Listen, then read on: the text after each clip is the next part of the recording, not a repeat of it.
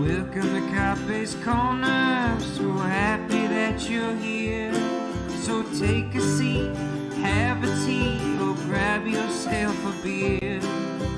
Here at Carpe's Corner, we'll learn about our lives.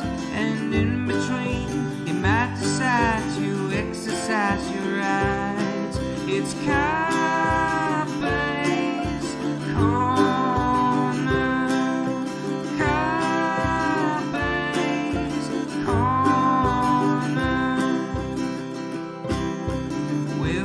Carpe's Corner, don't forget reviews.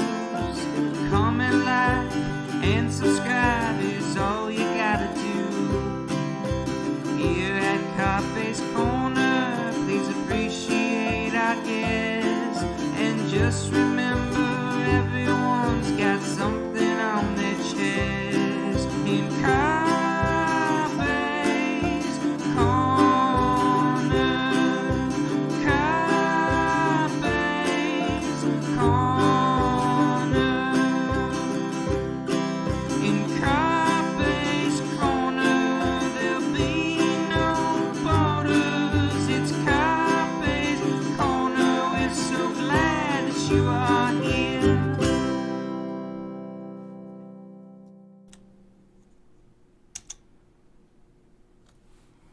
Hello, and welcome to another episode of Carpe's Corner. I know I've been gone for a little while. Been busy, but I have a guest today, and my guest is Danielle D'Souza. D'Souza Gill, I believe. So let me bring her on here. And here we go. Let me see. There we go. Here you are. Yay! Hi. How's it going? It's going great. I love you that opening video. I just, wow. I feel like I'm still in like a little sea of Carpe's Corner. I'll have to send you the link to it so you can actually hear the song. It's my friend Yellow Red Sparks, who did the music for the Hoaxed movie. Cool. He did the intro for me. That was really nice of him. But wow, I love it. the reason that I have you on today is that I was just in Miami and your dad was there showing off his new movie. Trump Trump Card. Yep. Little plug for Trump Card. And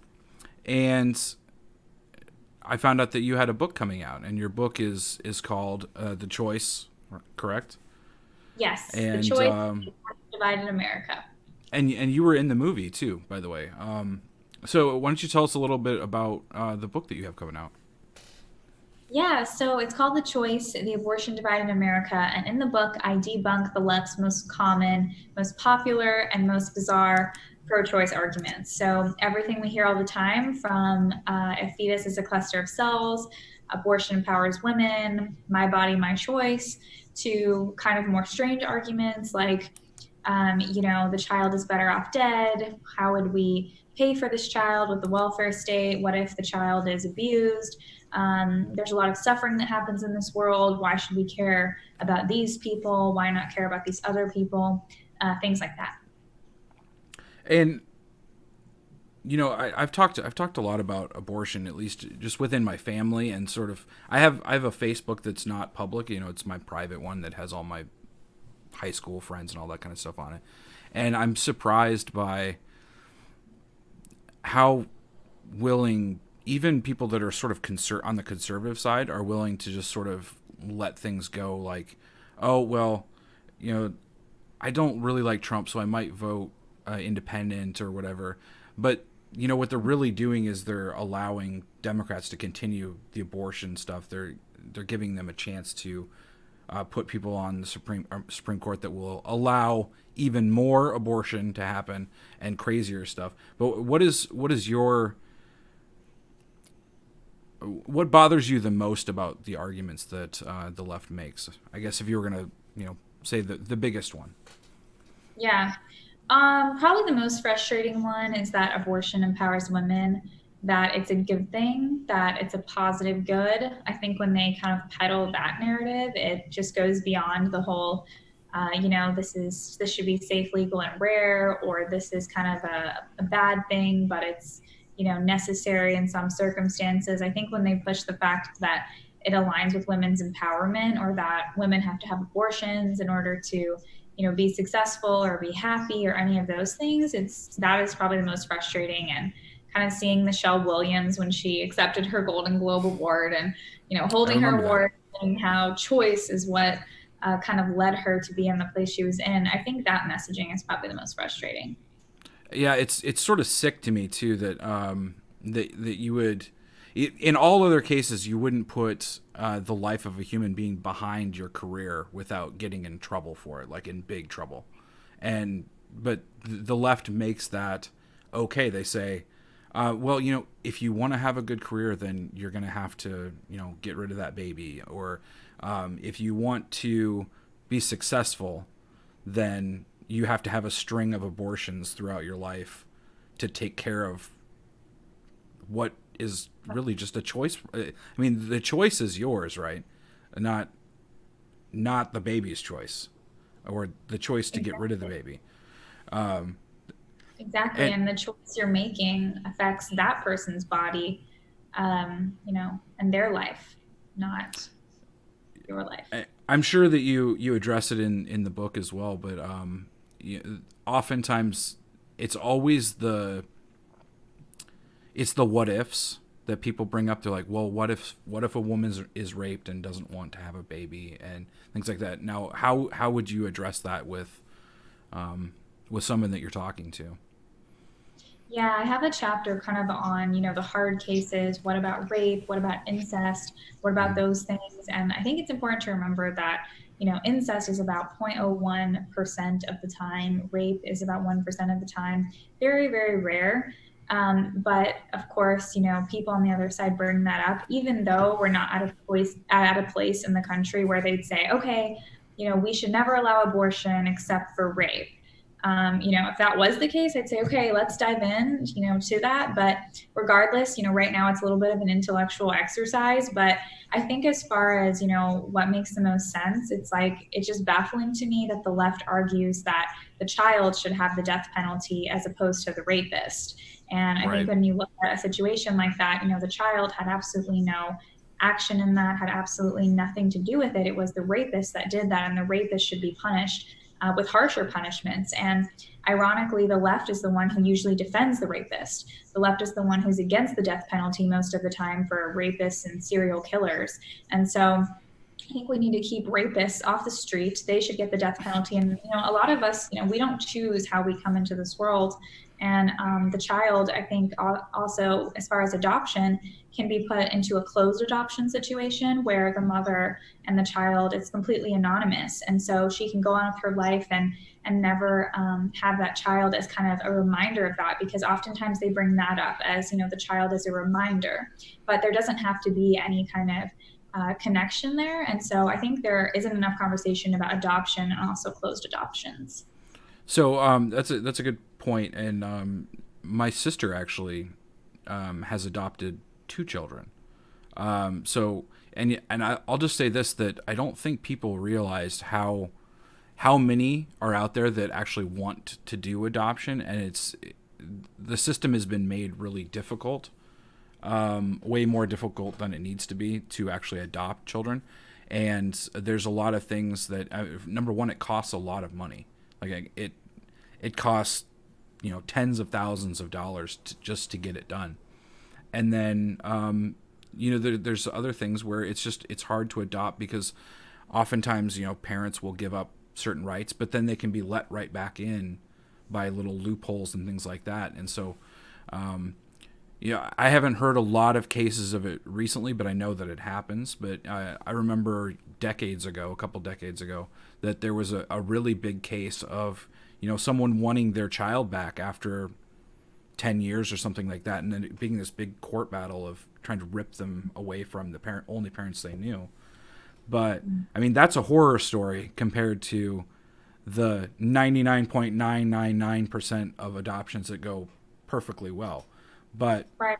And I think too, if you look at a situation like that, it's like, okay, it's one thing to have people say, we're going to fight over this child. We have two parties that really love the child, two people who really want to take care of this child. It's like, of course, that's not the ideal if you went through an adoption. But again, killing the child and saying, this child's better off dead, things like that, it's very clear that no, it isn't better off dead. And actually, there are people who would want to take care of it. And that is kind of, a benign problem to have in that sense, where at least the child is very much wanted. I cannot imagine a situation in which you could make a real argument for someone being better off never existing. I mean, like, I think that just brings to the forefront, like, how sick of a society we live in, where you can make that people will make that argument, like, with a straight face. They're not, it's not a laughing matter or anything. They're just like, they're better. Do you want them to grow up poor? Well, I think growing up poor is better than not growing up. Right, exactly. I did want to ask you, this has happened before with abortion or, pro-life people. Did you have any trouble with, promoting your book, things like that, like on social media? I know that Unplanned had their Facebook pages taken down like numerous times. Their Twitter accounts were banned and unbanned. Did you run into any of that? I did a little bit. So I did this one video on how, what is happening when a woman is pregnant? How do we know there's a human in the womb?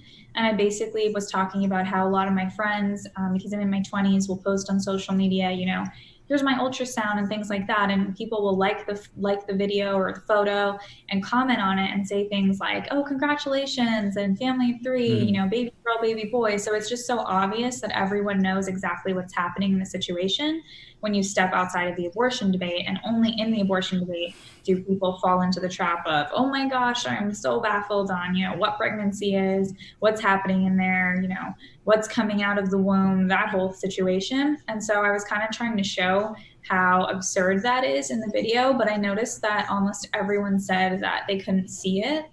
So like people would tweet it out and it would have 1 like or something. Like, right. It was really weird how no one was seeing it. And people would ask me like, oh, I can see that you tweeted this, but then like it's just like black and there's no video.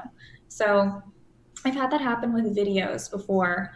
I'm not sure kind of how extensive it is. I know they have these like blacklists and stuff. Someone messaged me saying I'm on some Planned Parenthood blacklist or something.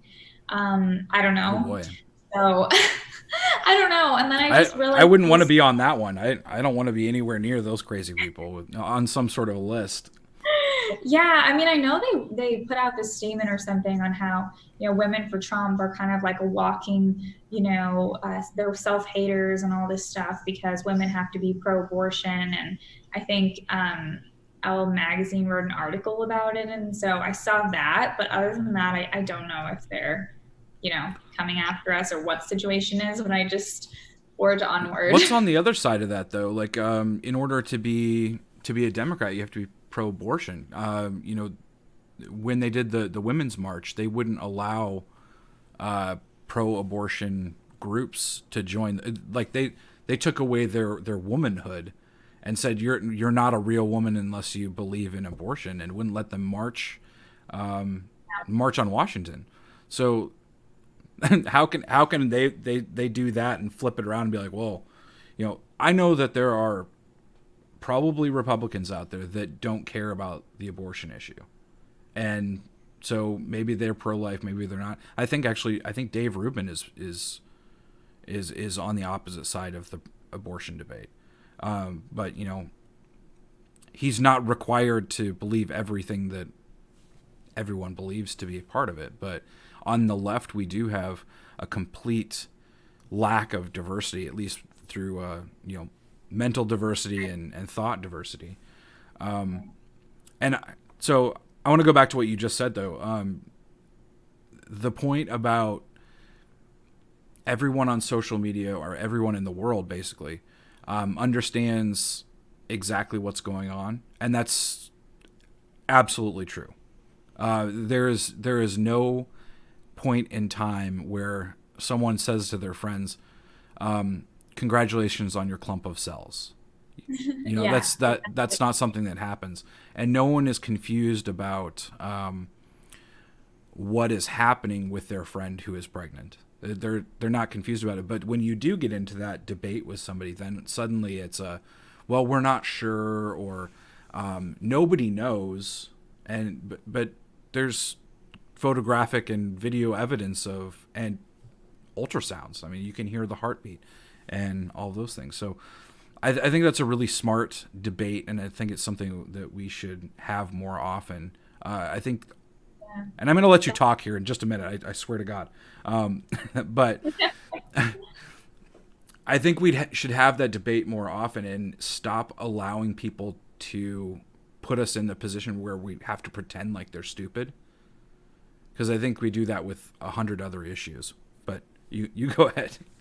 No, I agree. I think it's obvious, and even if you like talk to children, you know, like they know to like, Right. okay, there's like a person in here, there's kicking happening, all this stuff, and so I think it's just so obvious what's happening in the womb, and even with viability getting so much earlier, babies can basically spend the entire third trimester out of the womb.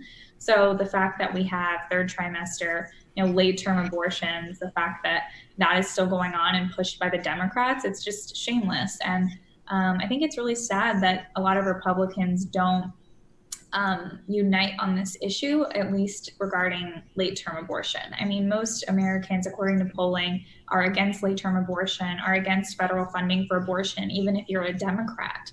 So the messaging that these like pro-abortion Democrats are pushing really doesn't align with the American people at all. And I think Republicans shouldn't be so afraid of the life issue, because it really is a winning issue. Like President Trump, I remember a few days ago, he tweeted out a bunch of issues. He was like, vote 2A, vote pro-life, vote this, vote that, in like a whole slew of tweets. And the pro-life one was like one of like the top ones that people liked and retweeted. So it's like, this is a winning issue.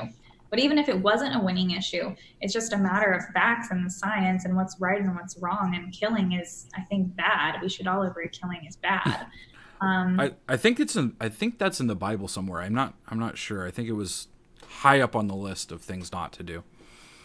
But yeah, most people would say killing innocent babies bad, not good, unless you're thinking it, I guess. What do you think of, or what do you even think of this like shout your abortion, a thing that the left is like that's sort of. There are a few things that make me sort of sick to my stomach, and number one is anything having to do with abortion, like videos or any of that stuff. That stuff makes me sick.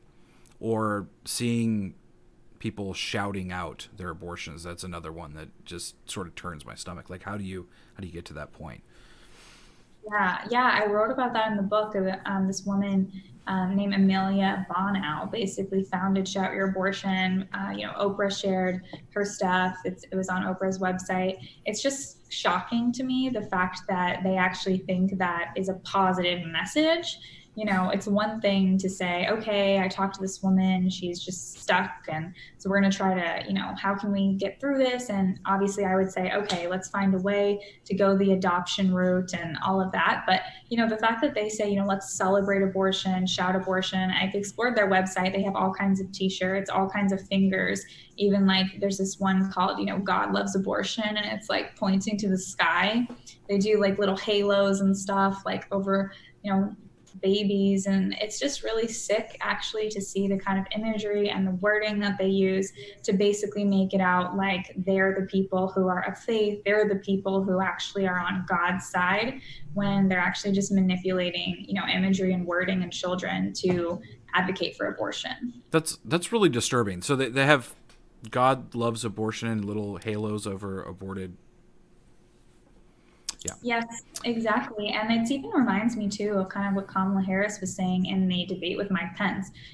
Mike Pence was saying, I'm pro-life, I don't apologize for it. And right. She starts talking about how her and Biden are people of faith, he's Catholic and all of this. And it's like, you can debate him on the pro-life issue, but don't try to use faith as a way to say that, abortion's okay, or here's kind of a shield we can hide behind in order to kill people. Yeah. that has always bugged me, how you can justify being,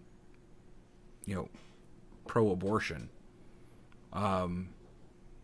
and have some sort of faith structure around you, like, and I know we talked about before, there's that argument of, oh, but the 0.01% that of people and all this stuff, but like, I don't know how you can open up your Bible and then go and just completely ignore like one of the most important parts. But all really relies on kind of this ideology that they have, which is basically that like sex is God and sex is kind of the end all be all, and anything Right. that we need to justify in order to have casual sex all the time, to them is like, you have to constantly defend it. It doesn't matter what the cost is. Well, and that takes us another place that society is going to where like you can't even watch kids shows without them like sexualizing things and turning having adult humor in a place where it does not belong. Now I can understand having a joke that only an adult would get, but adding sexual humor or anything like that to or just pornography, like there's just in mainstream TV now, like I don't even watch any of this stuff anymore, but like I flip through the channels and you're guaranteed to land on something in prime time on any of the major networks that's gonna something that would not be allowed, let's say, in the 1990s. And right. It's disgusting too, even like that Netflix's Cuties situation. It's like right. using that as kind of this tantalizing poster or whatever, all this stuff. And the message of the film wasn't even like, here's how we can stop this. So I think that too, it's like you can't even hide behind like, oh, we had to show this because we're actually doing this for a cause. It's like, no, they weren't. And I think when people, sexualize children and disrespect them in life, it's like, well, we don't respect life in the womb. So why should people respect life outside the womb? Why should they? When we devalue human life to the level that we have in this country. I wanted to transition a little bit. Social media, what has your experience been as far as have you? We talked about the videos that you posted that they would then turn them into just black screens that didn't have anything on it. Were you also getting them labeled as like inappropriate content? Because I've seen times where if you try to share, an in utero video or something like that, they will claim that is some sort of objectionable content. But you can live stream and do all of the Cardi B can go and talk about the most disgusting things you've ever heard of on a live stream, and it's perfectly fine. Right. Yeah, I think that was actually what did it for that video, because I did show part of like the suction going towards the womb with Right. the baby trying to get away from that. So they obviously, they don't like that content. They hate it. So they won't even let you see that stuff, even when you can obviously see, girls exposing themselves and things like that. So it's disgusting. Right. I did want to ask you, are you doing a tour? Are you doing like a book tour, signing and all that kind of stuff? Or are you doing more of a soft launch? Well, yeah, maybe the in between, I guess. Mostly virtual stuff just because Right. of the times right now. But I did go to Georgia and Michigan, so that was really fun. And I did one in Texas, so that was great too. So I do actually really like doing in-person stuff just because I think it really does kind of create that human connection and get people to actually like talk about things. But I love doing virtual too. So anything like do you do any speaking and things like that? I mean, you seem very well spoken, and in the movie you were very well spoken. Have you spoken on campus and things like that before? Yeah. Well, that's what you need to say. Yeah, I've done all lengths. At Faith and Freedom, I did like 5 minutes. And then when I spoke in Michigan at a church, I did like 45 minutes. I think in San Antonio, I did 30 minutes. So I kind of just alter it based on kind of what they want in the situation, what the time is. And I actually really like Q&A the most because I think that's the most fun and the discussion's the most fun. Yeah. I was supposed to go to UVA this week, but they have this new rule where you can only have 5 people in a room. So either it's going to be on Zoom or it's going to be next semester. I don't know what we're going to do. So pending on that, obviously it totally depends on what state people are living in with what the mandates are. But Virginia, their governor is Ralph Northam, who's totally off his rocker. So Yeah, he's the comfortable guy, right? Just keep him yeah, comfortable. keep it comfortable, and then a discussion will ensue. Right. That's his words. Um, AKA blackface man. where is the worst? Is New York the worst as far as abortion? Like late term abortion. Are they the worst, or is there another place in the They're not U.S.? technically the worst. There are 7 states that allow the 9-month abortion with no medical reason. So, dilating, going into labor, your baby is literally a, chubby ball of Right. like literal, arms, legs, the whole everything. And they have to kill it by, inserting its brain or head with digoxin to poison it. And it does not die instantly. Usually takes about an hour, sometimes a day. If they use saline, it burns its entire skin and it suffers for a day. And they do not use any kind of anesthesia on the infant. And the infant can feel pain without question. So then after that, it's really just a matter of how do they remove it. And it's a hard baby in the sense that you can't use a suction. You have to use forceps and basically tear it limb from limb. That's just disgusting. There's no other way to say that. And do you find that people are unwilling to have that conversation with you? Like if you're having a conversation with someone who is pro-abortion, are they unwilling to have that type of a discussion with you? Or are they just willing to just pass it off? Literally, people on the pro-abortion, pro-choice side, they will not debate people on our side because they immediately look like killers because they are killers. They're advocating for killing.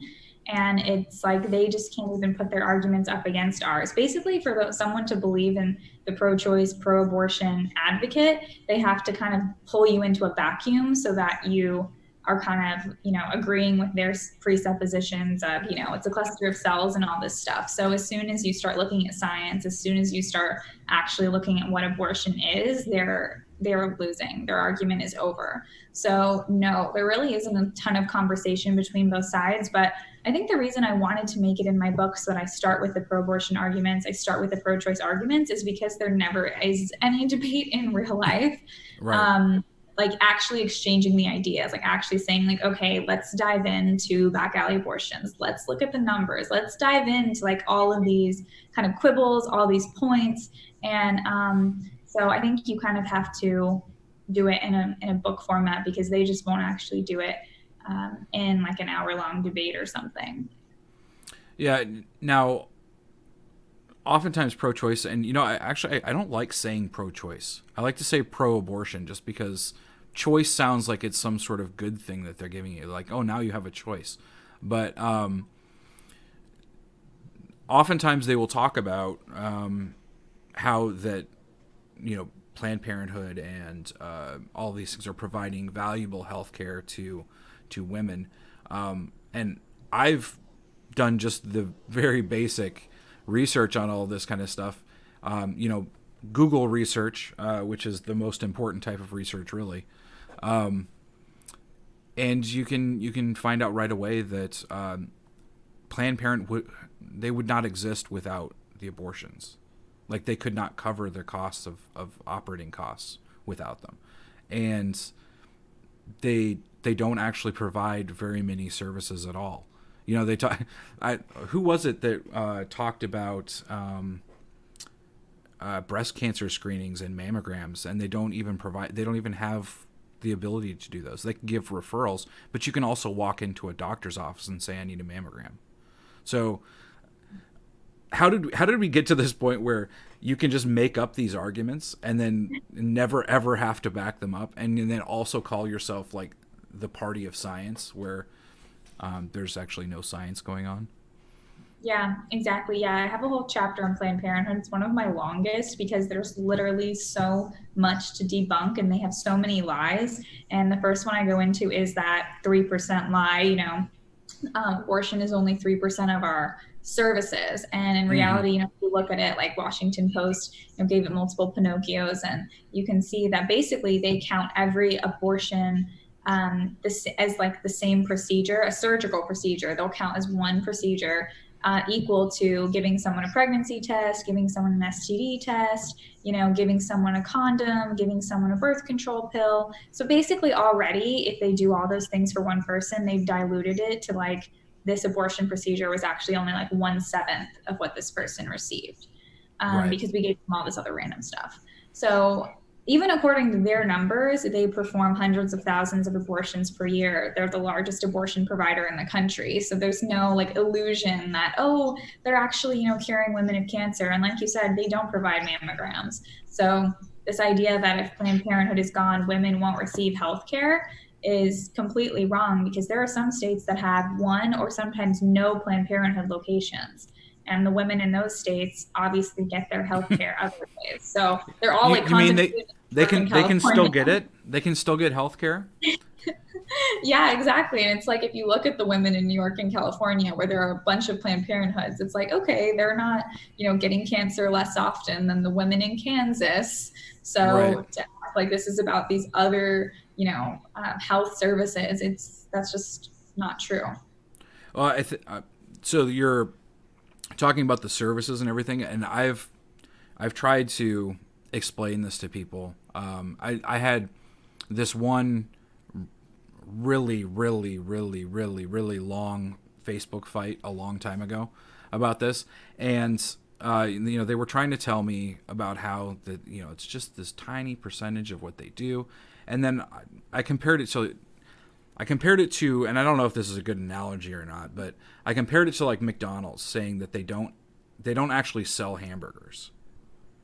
Most of the services they do is napkins and straws, and they give boxes. They have boxes and things like that, and so you can't blame McDonald's for selling fatty burgers that make people look like me. Because most of what we do is give out things that have no fat in them at all. It's cardboard and plastic and stuff like that, and that wouldn't make sense to anyone in the entire world if you made that argument. But the abortion people will be like, oh no, that's right, that's the right way to think about it. Right. And even if you look at how President Trump held them accountable for Title X, he was like, hey, if you want, you can separate your other services that you're doing so much of from your abortion services. And Planned Parenthood said no. They couldn't unmingle them. They had to keep them commingled, because abortion is literally key. That's what they do in basically all of their locations. So Right. they don't have a location to go to just for something like cancer. So abortion is key to everything that they do. Well, I also looked into the finances of it, and I was surprised to see just how, they're pretty open about, it's all public record, so they're pretty open about like how they split up their money and all that kind of stuff. And someone was trying to tell me that none of the money that comes from the government goes into the abortions, right? Well, most of their money is made from abortions, and they wouldn't be able to have a building without them. So, like, you can pretend like the money doesn't go there, but it's all going into the same building, and the building would fall apart without the abortion part of it. The government wouldn't be able to keep it alive. But exactly. And I think we could easily fund, actual women's health centers, or, men's health centers. We could actually, fund health care of some, specific aspect. Or if we talk about family planning, that would actually be adoption, as we mentioned, which requires a lot of planning. So imagine if you could take that money and you could subsidize abortion, or not abortion, you could subsidize adoption, and make it so that the families that want to adopt don't actually have to spend, $50,000 of their own dollars to adopt a child. I think that I don't remember what the exact amount was for their yearly amount, but I think it would go a long way to getting some good things to go on there. And also, as you said, family planning, and imagine investing that money into a community that has a problem with minors having kids, or out of wedlock births, things like that, that drive those abortion numbers up. Imagine what you could do with that money, and I think we could probably say that about a lot of things. Imagine what we could do with the money from here and put it into something good instead of what we're doing. But exactly, and even to think about the fact that these people who are adopting, it's like not only are they paying thousands of dollars, sometimes it takes a year, it takes a long time to even adopt.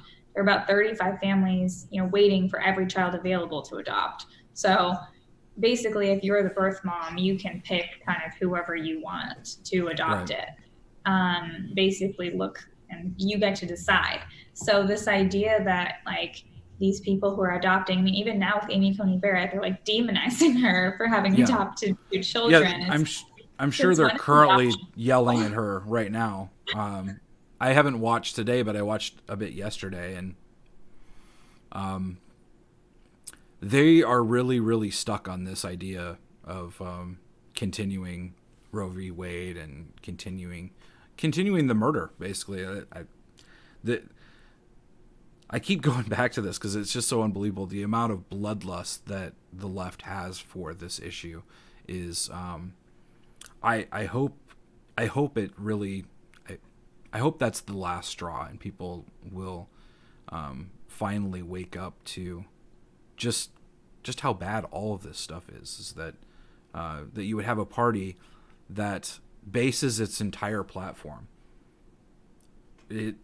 There's no other issue that you can disagree. You can disagree on lots of issues with the Democrat platform, but there's no other issue that you have to say, yes, I'm for abortion. Otherwise, you just basically don't get to be part of the party. Exactly. They've kicked to the curb anyone who was, a moderate Democrat who would say something like, okay, maybe after the heartbeat or maybe after viability, we can't have abortion anymore. No. Those Democrats are long gone. Not one of them is left, running for president or any of those things. And the left now, I mean, if you really think about what do they care about the most, it's not taxes.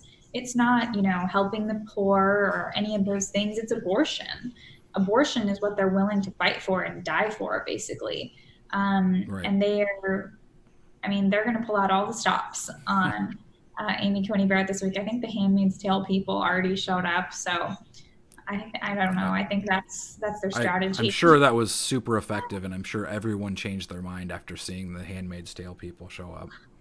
It was so silly, too, because Amy Coney Barrett was wearing a mask at one point, covered, and then they were wearing them down here. And it was just kind of okay, are you guys going to now be against masks because Amy Coney Barrett is wearing a mask? So now you have to do that. She should do this, pull it down, and then once they do it, and then put it back up, and just.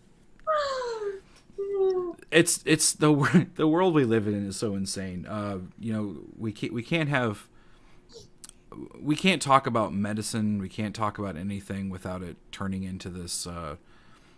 I'm banning this medicine in my state because Trump took this medicine, or he liked this thing, so I'm banning that, or he didn't like this, so I like this. I just wonder if Trump could just get out there and just start taking these insane positions, so that they would have to take the opposite position until we get them to just do what we want. Trump goes out there. I'm gonna lead a riot today. And then everybody's like, "No, we hate riots. We're done with riots. Riots were last week." Yeah, it's double speak. It's anything you say. It's actually it's the opposite. That's basically how to understand Yeah. the flip-flopping. It's like literally Trump has been against war, the things that they claim to say they were against when Bush was president. It's like it doesn't matter what he does. They're against Trump. They hate Trump. So And that's what all of this really comes down to, is it's just Trump hatred. That defines the last 4 years. We haven't moved in any real direction other than just whatever Trump is doing that the other side is bad. yeah, The they other side is literally good. dedicated their last 4 years to trying to take him down, not trying to make the country better or even put forth any policies they want. They basically just want to waste Trump's time and make it so that all his energy is put into, fighting off these crazy radical leftists. Right. Well, I've got I think we're about at our time here, and I've got my family's coming home from their little walk, so. Cool. But I want to thank you for coming on. And your book is The Choice. And where can people get it, and when can people get it? It's available now. Okay. It came out less than a week ago, so it's brand new. It is bright pink, so you won't miss it when you see it. It's, we have to take back that from Planned Parenthood, who tries to act there for women. So, it's called The Choice, The Abortion Divide in America. It's available on Amazon, Barnes & Noble, Audible, if you like to listen to books, ebook if you like electronic, so all the places. And then where can we follow you? I know that we've talked on Instagram, but you also have Twitter and Facebook as well. Yeah, I'm Danielle D'Souza Gill on all the platforms. So if you type that in on any of your favorite social media platforms, you should be able to find me. And I'm on Parler also. We have to be on the places where they're not being crazy leftists. So definitely yes, Facebook, Twitter, and Instagram, but also Parler too. Well, again, thank you very much for coming on. I really appreciate it, and I'm gonna close out the show. So thank you. Well, thanks for having me. This was awesome. I had fun. I had fun too. Thanks for coming. All right. So that was another show. That was we got it done. I know I was gone for a little while, and now I'm back. I hopefully I will have a show for you next week. And thank you guys for watching.